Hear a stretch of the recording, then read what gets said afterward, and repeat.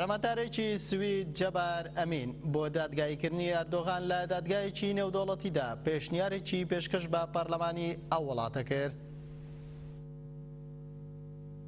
لە پێشنیارەکەی پەرلەمانی سوید جەبار ئەمیندا هاتووە سەرکۆماری دەوڵەتی تورک ئەردۆغان هێرشی جددی کردووەتە سەر ئازادی ڕاگەیاندن و لە شارە کوردنشینەکانیش خەڵکی کۆمەڵکوژ کردووە. لە راپۆرتی دەستگاکانی ڕاگەیاندنە هاتووە ئێستا زیاتر لە 150 ڕۆژنامەوان لە زیندانەکانی تورکیادان هەروە بە بەهانەی جۆراوجۆر دەنگەکانی ئۆپۆزیسیۆن سەرکوتکراون. لەو چوارچێوەشدا 32,000 کەس دەستگیر کراون، زیاتر لە 100,000 کەس لە کار دەرکراون. فەرمانی بۆردومانکردنی شارە کوردنشینەکان دراوە و زیاتر لە 400 هێرشکراوەتە سەر ناوەندەکان و ڕێکخراوەکانی سەر بە هەدەپە. دەستیش بەسەر 28 شارەوانیدا گیراوە کە 24 لەوانەش سەر بە دەبەپەن و کوردن.